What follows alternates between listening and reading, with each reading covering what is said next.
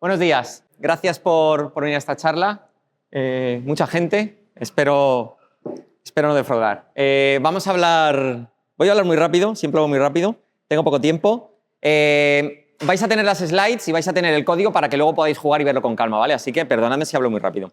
Vamos a hablar de Spring Boot 4, vamos a hablar de Spring Framework 7, vamos a hablar de las novedades y vamos a hablar de todas esas cosas que hay nuevas en una versión mayor de los frameworks. Me presento muy rápido, soy Iván. Soy Principal Backend Developer en MasOrange y ahí tenéis mis datos de contacto. Soy Java Champion desde el pasado diciembre. Organizo el grupo de Java y de Groovy de aquí de Madrid. ¿Cuántos de los que estáis aquí, por favor, sois de Madrid? ¿Me podéis levantar la mano?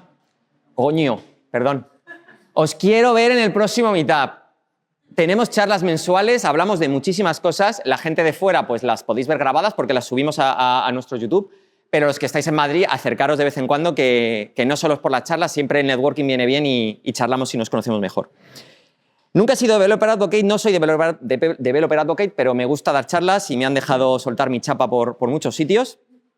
Llevo trabajando en Java prácticamente toda mi carrera y además también he trabajado mucho en open source. Estuve trabajando en 2 frameworks open source, Grails y Micronaut, que alguno probablemente conozcáis. Y directamente empezamos, ¿vale? El ecosistema de Spring, las versiones clave que tenemos de las que vamos a hablar hoy.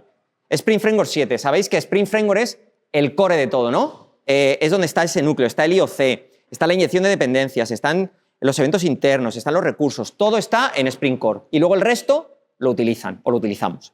Y hace años pues utilizábamos Spring Framework directamente porque no había Spring Boot, que es lo que utilizamos ahora, ¿no? Es ese pegamento, esa convención sobre configuración. Eso que decimos muchas veces que es la magia. No hay magia, el código está ahí. Lo que pasa que no lo vemos, no lo queremos ver o no queremos escarbar, pero está ahí. Y ese es realmente con lo que construimos ahora nuestras aplicaciones. Nosotros creamos aplicaciones utilizando Spring Boot, no utilizamos el Spring Framework a pelo. Otra versión clave, otro cambio que ha habido, ¿no? Jakarta 11, por fin han actualizado a la última versión, eso implica una versión nueva de Tomcat. Y han actualizado, como es una versión mayor, pueden romper compatibilidad hacia atrás, o pueden meter, mejor dicho, breaking changes, y han actualizado a las últimas versiones de todos los frameworks y todo lo que utilizan por debajo, pues Hibernate 7, JUnit 6 y cualquier cosa le han actualizado a la última versión. Y además, GraalVM, la última versión, 25, que ahí tiene muchas nuevas mejoras, pues también el framework las soporta directamente. Y no solo eso, no es solo que vayamos a actualizar Spring Boot, que es lo que conocemos el framework, es que todo el portfolio se actualizó a la vez. Esta versión salió en noviembre del año pasado y actualizaron 17 proyectos del ecosistema a la vez para alinear todas las versiones. Y os voy a ir contando mejoras y las más importantes son las que yo creo que son las más importantes y para mí esta es la más importante. Y no es una mejora de esta nueva feature, es la hostia, es una mejora que deberíamos haber tenido desde hace mucho tiempo. ¿Cuántos de aquí, una pregunta para vosotros, cuántos de aquí habéis tenido un null pointer en producción? Risas, prácticamente toda la sala. Los que no habéis levantado la mano probablemente o habéis mentido o no habéis puesto mucho código en producción, porque en Java tenemos null pointers. El problema de Java es que todos los objetos son nullables y tenemos que vivir con ello. Y nosotros asumimos que ese objeto no es null y entonces objeto punto no sé qué, pero llegamos a producción y resulta que era nulo y nos comemos el null pointer y nos los hemos comido siempre.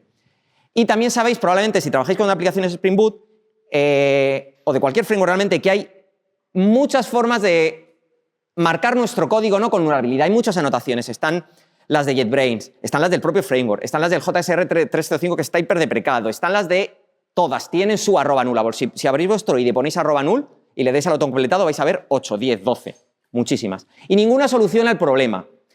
Hasta ahora. Tenemos JSpecify. JSpecify no es algo que ha hecho el equipo de Spring Boot, lo han hecho todos los players del ecosistema Java. El equipo de Spring Boot, el equipo de Micronaut, está Netflix, está JetBrains, está Uber, está LinkedIn, están todos los grandes. Google han dicho vamos a solucionar por fin el problema de la nulidad. ¿Cómo funciona esto o en qué se basa? En que en nuestro código, aunque Java los objetos son null, en nuestra lógica de negocio el 95% de las cosas que tenemos no son nulas. Yo tengo un usuario, tengo un carrito de la compra, tengo un libro, tengo lo que sea, y sé que cuando llego a este código, mi usuario está logado, mi carrito tiene cosas y todo, ¿no? Y solo muy poquitas cosas, de verdad. Bueno, pues le damos al botón. Vale, ok. Os voy a dejar el mando por aquí.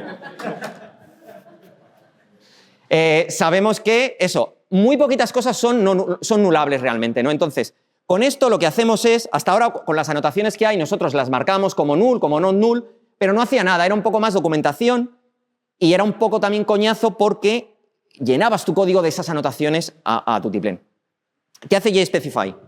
A nivel de package.info.java marcamos esa anotación, null mark, y esa anotación lo que dice es todo es no nulable excepto que te lo marque como nulo, excepto que explícitamente, que es ese 5% de casos, te diga que es nulo, todo asume que no lo es, ¿vale? Eso es importante. Entonces, un método que teníamos antes ahí, que teníamos que marcar que devolvíamos algo no nulo y que el rol ese era no nulo, ahora ya no hay que hacerlo porque por defecto está en el package info Java. Entonces, limpiamos un poco el código para decir, vale, pues si no te digo nada, no va a ser nulo. Y solo cuando lo queramos marcar, cuando queramos que sea nulo, lo marcamos, como ahí abajo, ¿vale? Es ahí lo que estamos diciendo, probablemente el método ese debería devolver un optional, pero lo que estamos diciendo es, oye, ese find by mail puede devolver un null. Ojo, ¿vale? Este es el primer paso. Marcarlo con JSpecify. Segundo paso. Bueno, y esto lo que digo, ¿no? Lo ponéis en vuestro package info Java y todos los paquetes y subpaquetes y ya está protegido. El siguiente paso. Esto no hace nada de por sí, solo es como todas las 17 anotaciones que teníamos antes que no servían para nada. Tenemos una cosa que se llama error prone, que es un analizador estático de código, y tenemos un plugin de error prone que se llama null away, que como su nombre indica, sirve para quitar los nulls. Y la gracia es que los quita en tiempo de compilación, y esa es la clave de verdad de todo esto. Significa, acordaros antes ese find by mail, estaba marcado como nulable, podía devolver un null. Si yo accedo ahí u.getName, si el usuario es nulo, me vuelvo a comer un null pointer en producción. Con esto configurado, null away en tiempo de compilación nos dice un error como ese. Luego lo veremos en la demo para que lo veáis mejor. Básicamente nos está diciendo, oye, estás accediendo a ese getName en un objeto que puede ser nulo. Así que lo solucionas. ¿Cómo? Como te dé la gana. Le pones un if, lo grapeas en un optional, haces que no devuelva nulo, lo que te dé la gana, pero yo no te dejo compilar. Y si no te deja compilar, significa que si puseáis a vuestro CI, os va a fallar el CI porque no compila, no van a pasar los tests, no vais a poder mergear y no vais a poder desplegar ese bug en producción. Esa es la clave, en tiempo de compilación. ¿Cómo lo podéis resolver? Como os dé la gana. Ahí os he puesto, pues lo grapeáis en un optional of nullable, ponéis un if, eso ya es decisión en cada momento de vosotros. Pero lo tenéis que resolver para que compile. ¿Qué cambia realmente en vuestro código, en vuestro día a día? Cambia muy poquito. Vais a poner las anotaciones, las de JSpecify. Todas las demás están deprecadas, incluida la de Spring, la org, Spring Framework, Lang o Nullable o lo que sea. Todas están deprecadas ya en Spring Framework 7 en favor de estas. Estas son las que hay que utilizar. Las anotáis, ponéis el null away, lo configuráis para Maven, para Gradle, como queráis, y os va a fallar la Biblia en tiempo de compilación y lo vais a arreglar. Los IDEs, además, al menos IntelliJ, cuando lo tengáis, os va a marcar esto. Cuando a veces ponéis algo que sabe o que el IDE considera que está mal, os marca ¿no? en amarillo, en naranja, ¿no? Pues cuando tú estás escribiendo te lo va a decir. El IDE solo te avisa. Si no tienes el plugin de null away, pues te lo vas a seguir comiendo. Pero también te ayuda cuando escribes el código.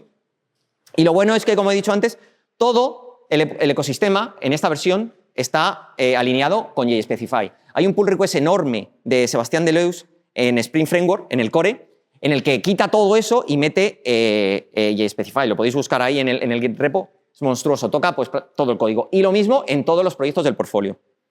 Y ahora, por fin, ya de verdad, en el año final de 2025, la anulabilidad es First Class Citizen en todo el portfolio. Y Micronaut 5, que acaba de salir hace una semana, también soporta JSpecify. Y Quarkus, si no lo hace ya, que no lo conozco, luego le podemos preguntar a Auri, lo van a meter seguro porque, como digo, no es algo que se haya inventado un framework, es que todo el ecosistema Java por fin está convergiendo hacia eso. Otra nueva mejora, AOT Repositories. AOT es ahead of time, ¿no? Significa hacerlo antes, no hacerlo en runtime, moverlo a fases anteriores. Todos usamos repositories para acceder a datos, ¿no? Todos aquí hemos usado Spring Data, JPA, JDBC, lo que sea, y sabéis que tenemos un repository, JPA repository, CRUD repository, list repository, lo que os dé la gana, es una interfaz y definimos unos métodos y esos métodos tienen unas reglas, ¿no? Find by name, find all by no sé qué, los podemos combinar con un AND, podemos poner si es un string, contains, lowercase. Sabéis que hay ciertas reglas que tenemos que cuando escribimos el método con esas reglas, el framework por debajo genera una query, ¿no? En este caso, pues es un select de order en el que el customer ID es tal y el order status es tal, ¿no? Y eso te genera una query por debajo. Y eso está guay, todos lo usamos para acceder a datos. Pero esto tiene un problema en Spring Boot 3. Es que en cada arranque de nuestra aplicación, el framework tiene que escanear todos los repositorios que tenemos en nuestra aplicación. Y tiene que parsear todos esos nombres para ver si son válidos con lo que tenéis en vuestros entities y para ver si puede construir esas queries. Y tiene que generar el JPQL o el HQL o lo que sea que tengáis por debajo de implementación en memoria y lo tiene que cachear. Y eso ocurre cada vez que arrancamos nuestra aplicación y cada vez que levantamos nuestro contexto para nuestros test de integración.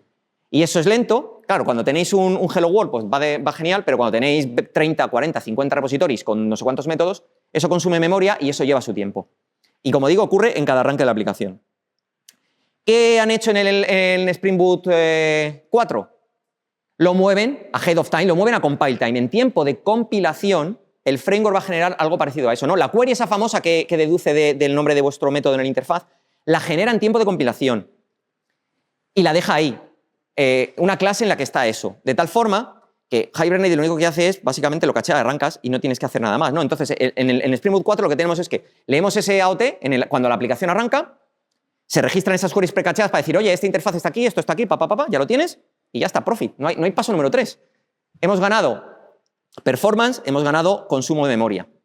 Estos son unos números que ponen ellos, lo sacaron cuando lo anunciaron hace ya tiempo en un blog post en el que explican todo en detalle, pero básicamente dicen, ¿no?, que de media tienen un startup más rápido de un 10%, y en aplicaciones reales a través de Hibernate, porque el otro era con H2 en memoria, no sé qué leches, mejoran en esos porcentajes. Y la ventaja para vosotros, para nosotros como desarrolladores, es que tenemos 0 cambio.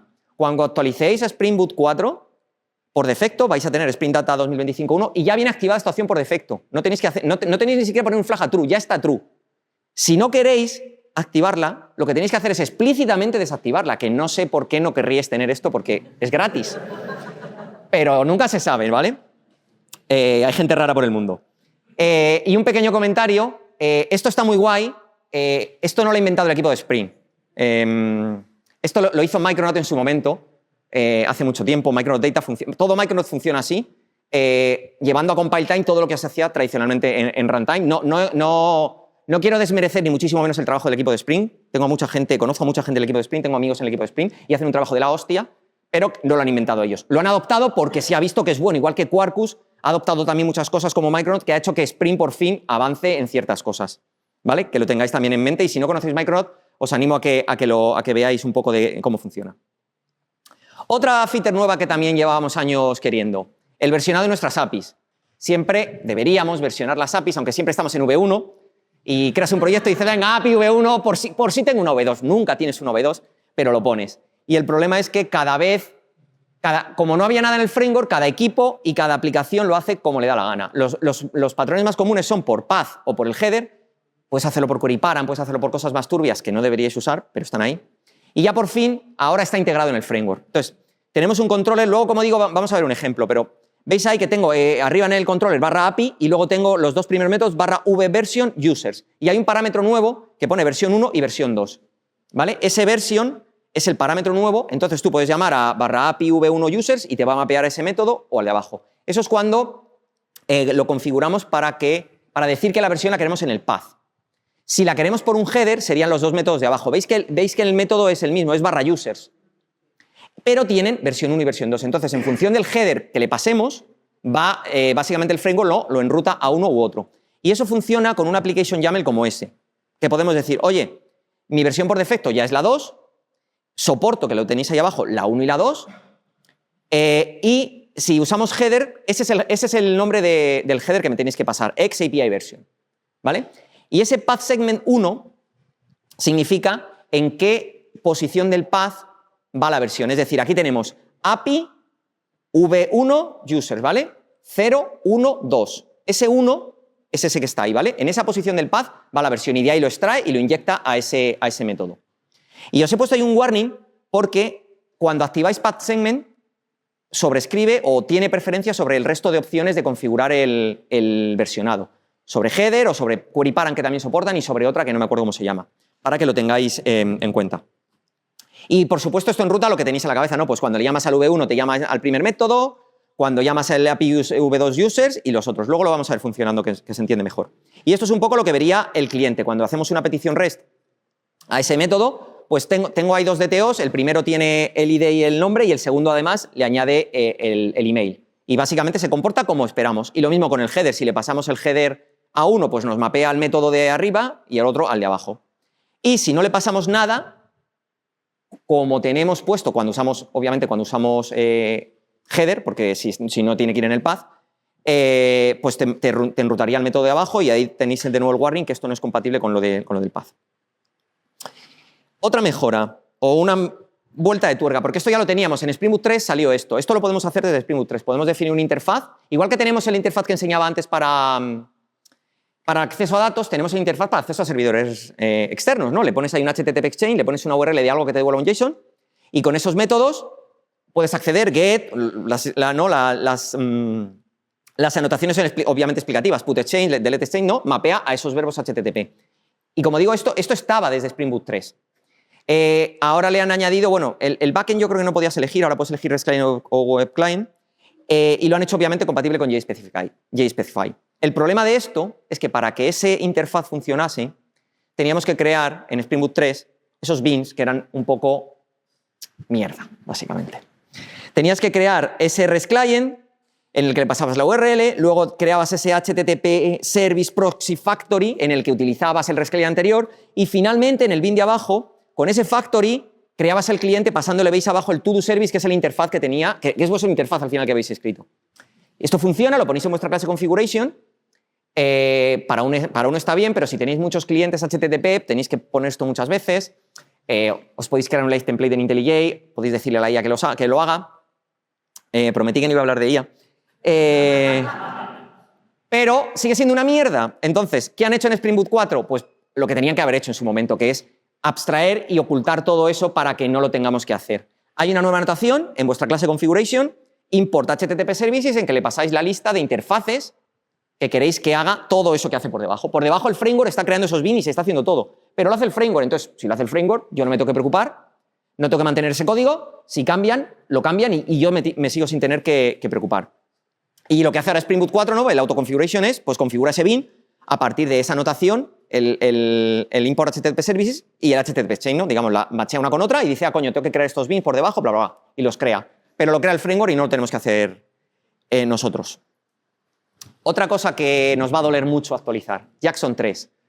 Llevamos usando Jackson desde siempre, básicamente, ¿no? Jackson es una biblioteca muy antigua, es muy estable, tiene muchas cosas, pero Jackson 2 tiene muchas cosas, ¿no? El baseline es Java 8, que Java 8, para poneros en contexto o para recordaros, Java 8 salió en 2014, ¿vale? Han pasado ya 12 años desde que tenemos Java 8, que parece que fue hace 4 días desde que tenemos los streams y todas esas cosas guays, han pasado 12 añazos. ¿Qué han hecho en Spring Boot 4? Han mantenido compatibilidad con Jackson 2, pero está deprecado. Significa que lo van a quitar. Y lo van a quitar sin avisar porque ya está deprecado. Y lo van a quitar probablemente en breve. No creo que esperen a Spring Boot 5 para quitarlo. ¿Podéis actualizar a Spring Boot 4 y mantener Jackson 2? Podéis. Yo no lo haría. Ya que os ponéis a actualizar, actualizad y hacedlo todo el tirón. ¿Por qué Jackson 3? Han actualizado el baseline de Jackson a Java 17 porque es lo que toca. Es el default en todo el portfolio de Spring, de nuevo. Acordaros, 17 proyectos a la vez. ¿Y qué cosas tiene? Por ejemplo, tiene un builder inmutable. ¿Qué hacemos con Jackson 2?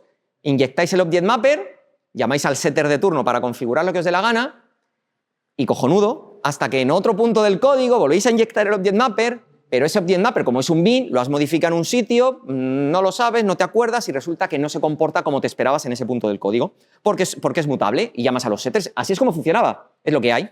¿Qué tienen ahora en Jackson 3? Builder inmutable. Lo creas y no lo puedes modificar, y esa es la gracia, y no puedes romper la otra punta del código porque resulta que estás cambiándole un set de no sé qué mierdas. ¿Y qué más cosas tiene Jackson 3? Uncheck exception.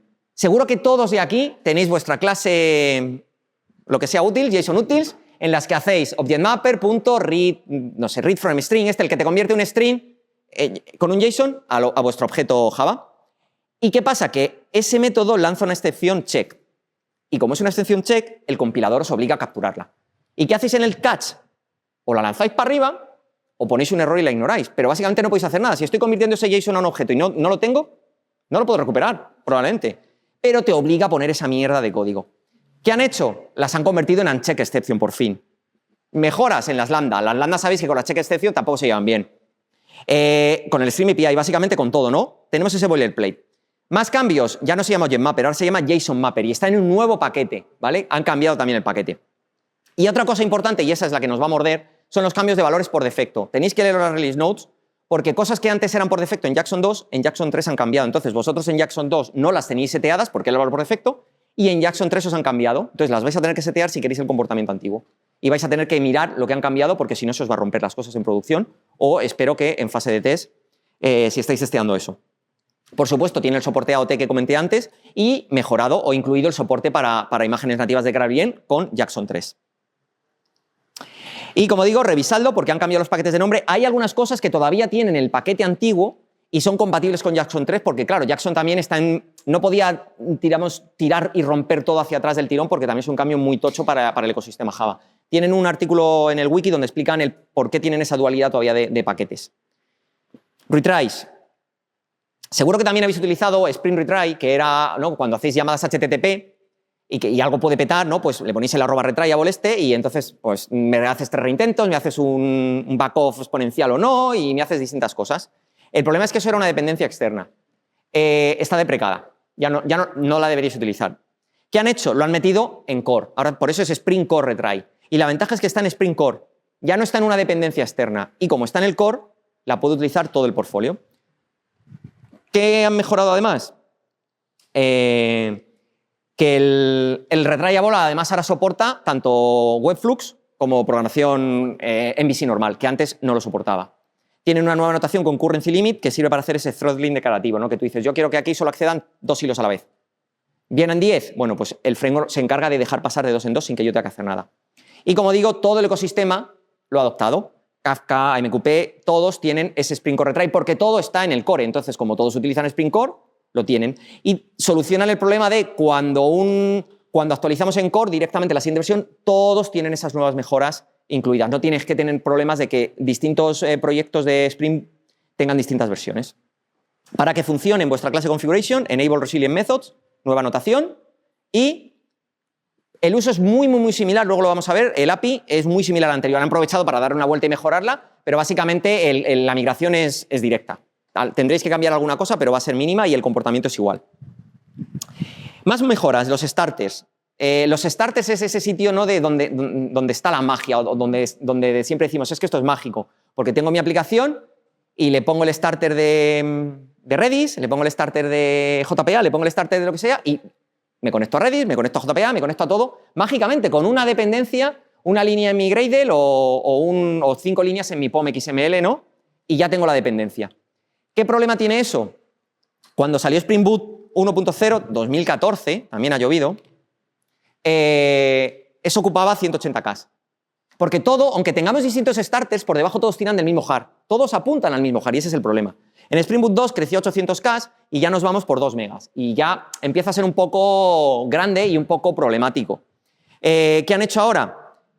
Lo han separado de verdad y ahora ya solo tenemos lo que debemos tener. Y eso tiene ventajas, aunque no lo parezca, además de que tienes un jar más pequeño, es que seguro que lo habéis visto alguna vez, vosotros os vais a vuestra application YAML, a vuestra application properties, le dais al autocompletado y veis toda la lista de autocompletado. Y dices, ¿por qué estoy viendo cosas de Kafka si yo no estoy usando Kafka? Y de Redis, y de AMQP, de todo el portfolio, porque están en el mismo jar. Por eso los veis. A partir de ahora ya no las vais a ver, porque ya está separado. Entonces te quitas overhead del ClassPath, te quitas overhead mierdas, ruido en el IDE que no te aporta nada. Así es como estaba, ¿no?, en Spring Boot 3 y así es como lo tiene en Spring Boot 4. Módulos de verdad separados. Si yo solo tengo Web MVC, Security, Flyway y tal, solo voy a tener esos jars mucho más pequeñitos. Y ahora ya de verdad, cada tecnología está donde tiene que estar y en nuestras aplicaciones solo vamos a tener el ClassPath lo que debemos tener y no todos esos 2 megas que al final queremos este cachito pequeñito. ¿Y por qué han decidido modularizar y por qué ahora?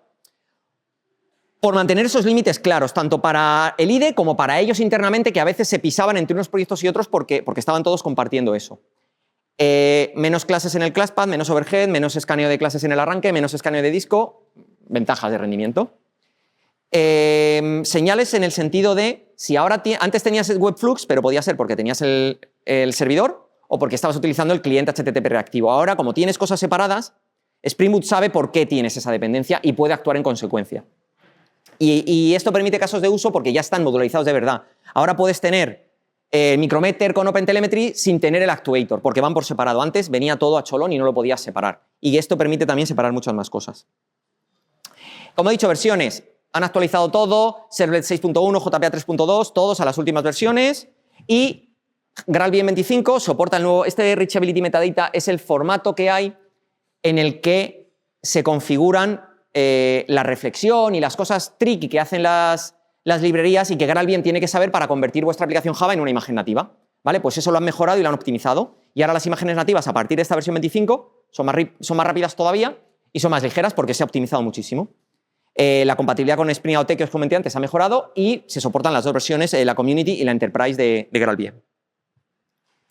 ¿Cuándo dar el salto? ¿Cuándo actualizamos a Spring Boot 4? ¿Vale? Esas fechas son las clave y os lo voy a poner más grande para que lo veáis. Junio de 2026. Estamos en junio de 2026. El punto verde significa, bueno, lo tenéis aquí, soporte open source. La semana que viene sale la última versión open source de Spring Boot 3.5. A partir de ahí no vais a tener parches de vulnerabilidades. Si sale un CVE, os lo vais a comer. Excepto que paguéis a Broadcom, que estará encantado de cobraros cientos de miles de millones de dólares al año por el soporte extendido. Deberíais actualizar a Spring Boot 4 ya. Pero ojo, cuidado, porque Spring Boot 4, que salió en noviembre, el soporte acaba en fin de año y porque es la primera.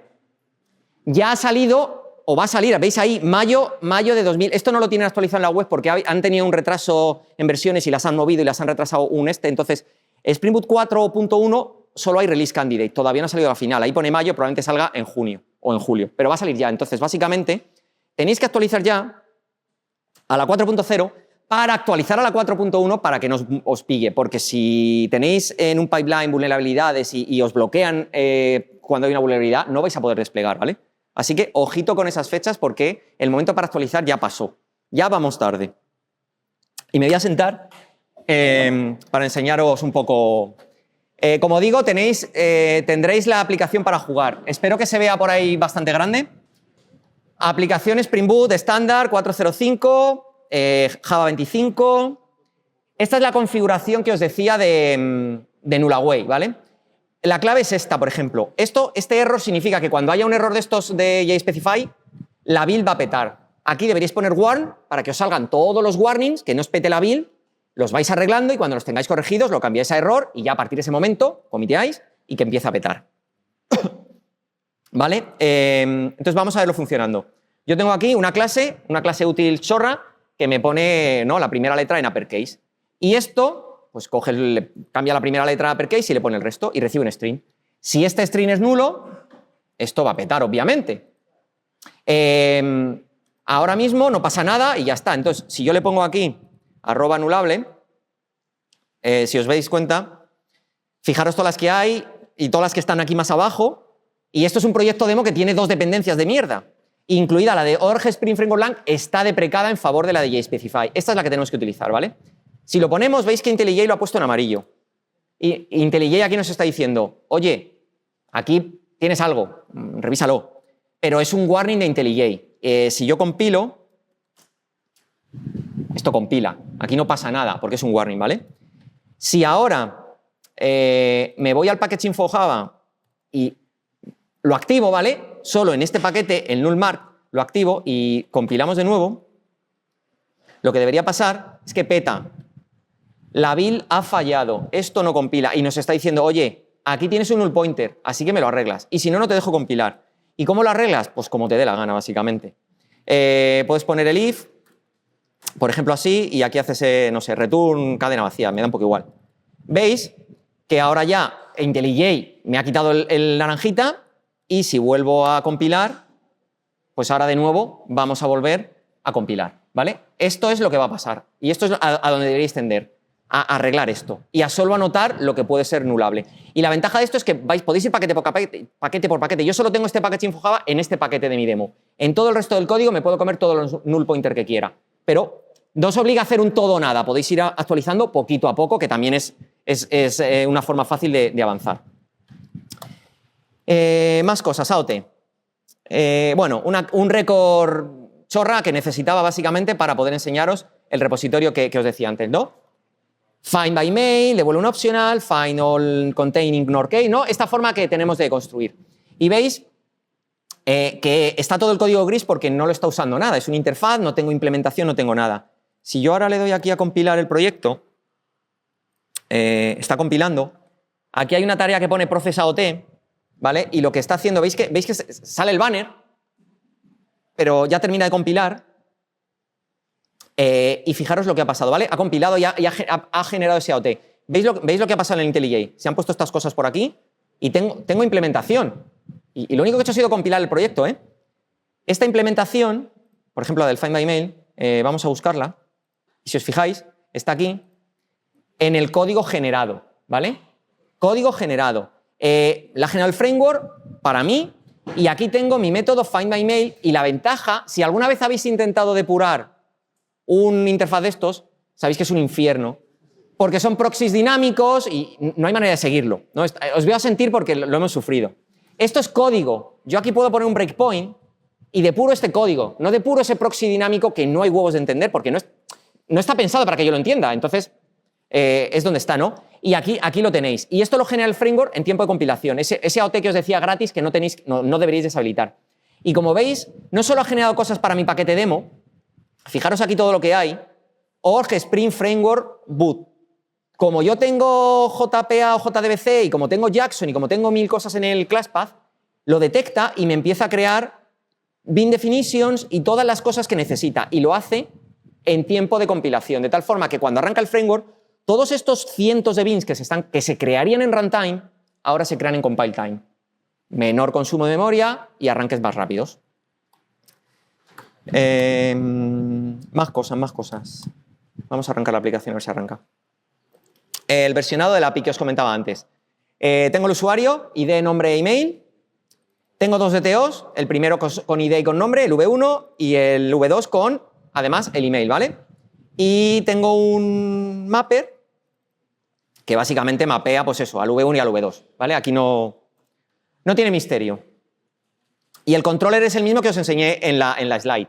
La única clave es que en lugar de poner un repositorio, acceder a datos, bla, bla, bla, pues estas son mi lista de usuarios, que solo hay uno.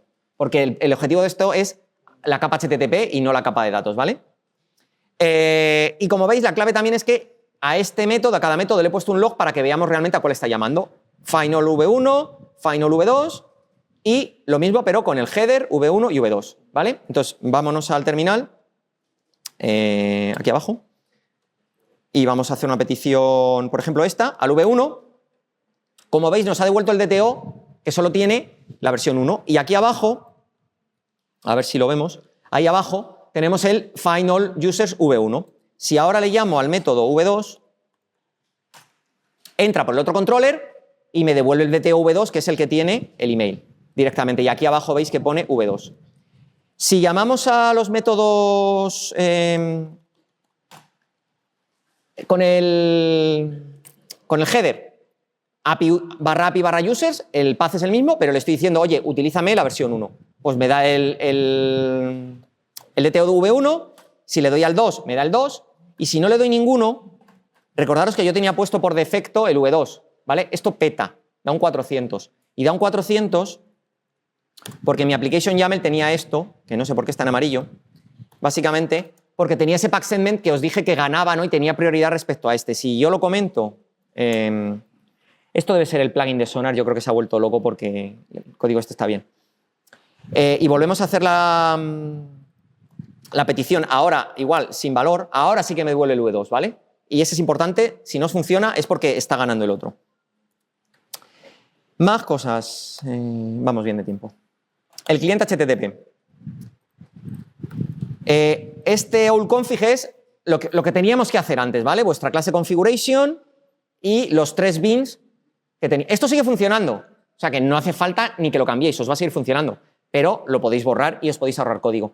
¿Cómo lo hacemos ahora? Seguimos teniendo el mismo interfaz que antes. Aquí estoy utilizando este IP, JSON Placeholder es un típico de todos, es el típico, pues eso, el lorem ipsum del API de todos para tener un API REST JSON para hacer tu mockups o lo que te dé la gana, ¿no? Yo le puedo tirar aquí una petición al JSON Placeholder, ¿no? Por ejemplo a esto, y me devuelve pues todos los to-dos y este me devuelve el to-do 1. Esto es directamente atacando al API, ¿vale? Pero yo estoy aquí haciendo un cliente de ese API. Este es mi cliente y ahora lo que hago en mi nueva configuración es directamente le utilizo esta notación, la nueva, que como veis desde Spring Boot, perdón, porque esto está en Core, desde Spring Framework 7, y le digo, oye, este es el que tengo, mi to-do service, implementamelo, y ya está. Aquí tengo el to-do, que básicamente mapea lo que devuelve ese API, y mi to-do controller, que me inyecta el servicio, que el servicio es mi interfaz, y el framework me meterá la implementación, y básicamente hace como una especie, ¿no?, como de proxy path, básicamente, ¿no?, delega todo en ese API. Entonces yo ahora puedo coger, igual que aquí llamaba a este, otra vez que me devuelve el 1, pues yo podría llamar a mi to-do 1, y ahora, si os dais cuenta, el contenido es obviamente el mismo, pero aquí yo estoy llamando a mi servidor y aquí estoy llamando a, pues eso, fijaros la diferencia de las cabeceras, ¿no?, al servidor, tal cual, o al to-do. Funciona exactamente con el nuevo config, igual que con el antiguo, pero podéis borrar una clase que de 31 líneas la podéis dejar básicamente en el arroba de arriba y punto. ¿Y qué más? El retry. A ver, tenemos un order. Nada, me invento aquí una cosa chorra, un ID de una orden, un usuario y una descripción. Tenemos una excepción que vamos a lanzar, una excepción de nuestra lógica de negocio, que es la que queremos capturar. Tenemos nuestra configuración, nuestra clase configuration con este nuevo método, de nuevo, desde la versión 7, ¿vale?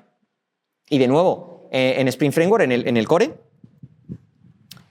Y tenemos un controller que básicamente llama al servicio que os voy a enseñar ahora y lo único que le hace es llamarle, no, vamos a pagar esta orden, tal cual, y el servicio, que es donde está la lógica que queremos probar, ¿no? Ahora vemos la notación. Básicamente lo que voy a hacer es, pongo un log para que veamos que se ejecuta, genero un aleatorio y en función del valor, peto, ¿vale? Voy a simular que estoy llamando a un servicio externo y que ha petado.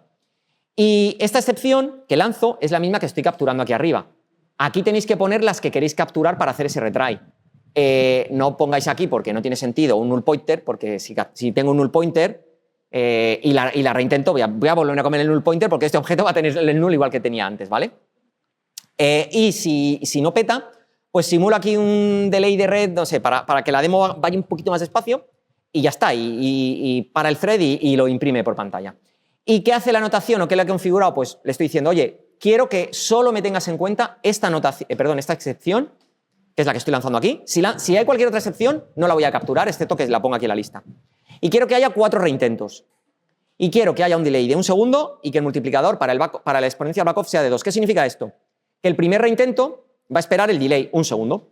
El segundo reintento, porque tengo 4, va a esperar doble, ¿no? Ese 2 es 2x, me va a esperar 2 segundos. El tercer reintento, coge los 2 segundos, lo multiplica por 2, espera 4 segundos. Y el cuarto y último reintento, coge los 4, lo multiplica por ese multiplier 2, por eso es exponencial, y espera 8 segundos. Y si en esos 4 reintentos sigue fallando, en este caso, o sea, bueno, la excepción sigue hacia arriba, y como en el controller que os he enseñado no lo estoy capturando, pues va a pegar un 500. Entonces, si pega un 500 ahora cuando lo enseñe, es porque ha fallado, y si no, se ha recuperado. Entonces vamos a, mientras, estoy llamando a este método, al payment ese, ¿no?, con un dato chorra. Esta ha ido muy rápido. Si va rápido, es que ha funcionado la primera. Como veis aquí, vamos a ver si los números aleatorios juegan un poco a nuestro favor. Ahora se está parando un poco. Entonces, ahora está haciendo algún reintento. Ahora cuando termine lo vemos en el log para que lo veáis realmente un poco cómo queda. Pero mira, esta está funcionando bien porque está tardando mucho.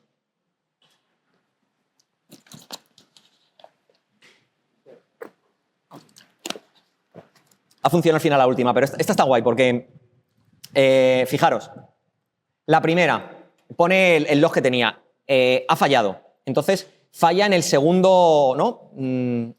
8, en el minuto 8:00. Un segundo después se hace el primer reintento, que ha vuelto a petar. Entonces, ¿cuánto esperamos? Los 2 segundos que os decía antes, ¿no? Del 1 al 3. Del segundo 1 al segundo 3. 2 segundos.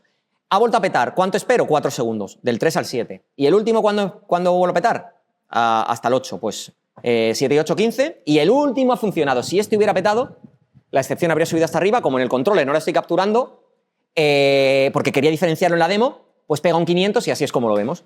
Luego podréis jugar con esto. Lo suyo, obviamente, es que capturéis la excepción para hacer algo, no que la propaguéis hasta arriba y ya está, el que venga detrás que tire. Pero era para que lo veáis.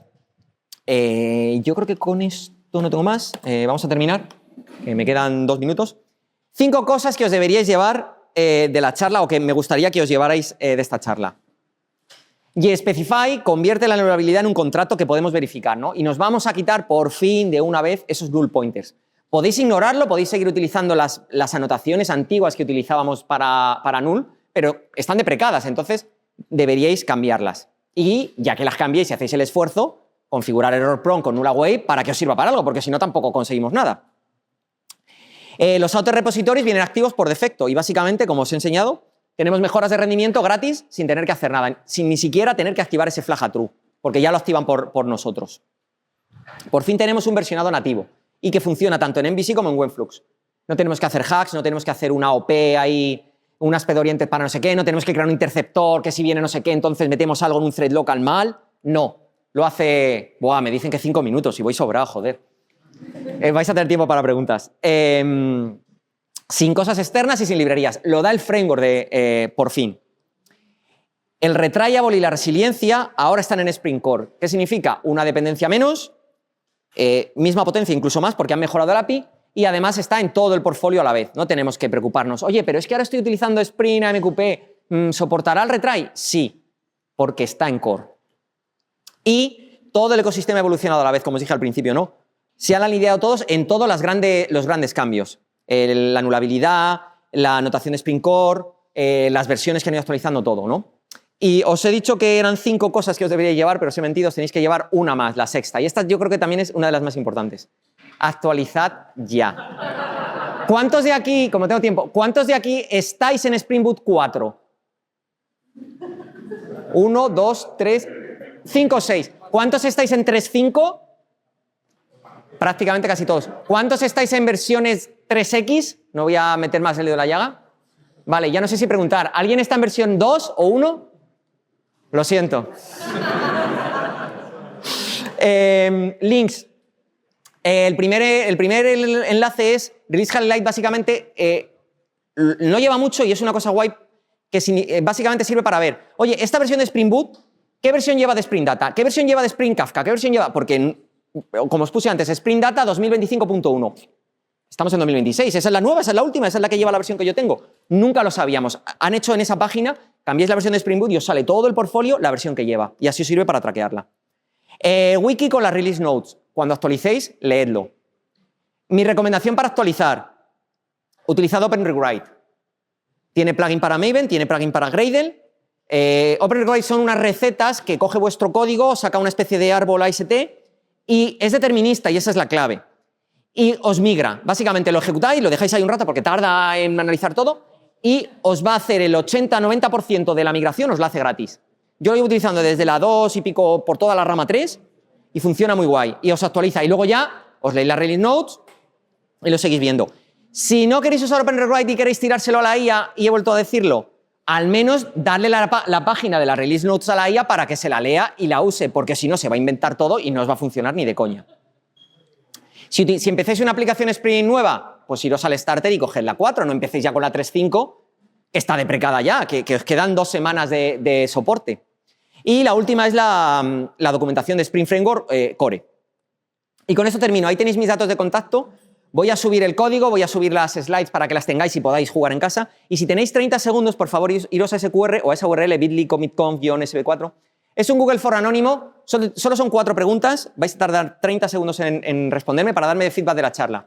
Además de votar en la agenda, que está guay, esto es feedback para mí. Y es anónimo, podéis poner lo que os dé la gana. Si os ha gustado la charla y habéis aprendido algo y os apetece decírmelo, perfecto. Si la charla os ha parecido una pedazo de mierda y os he hecho perder 44 minutos de vuestra vida, me lo decís. Yo no me ofendo, es anónimo. Si no os ha gustado y me decís, oye, pues yo creo que esto no sé qué. He hablado rápido, me lo podéis poner, pero ya sé que he hablado rápido. Y nada, muchas gracias y yo creo que tenemos un par de minutillos para preguntas. Si no, pues seguiré por aquí hoy y mañana seguramente. Me buscáis y me paráis y además ahora que tenemos la comida podemos seguir charlando. Gracias.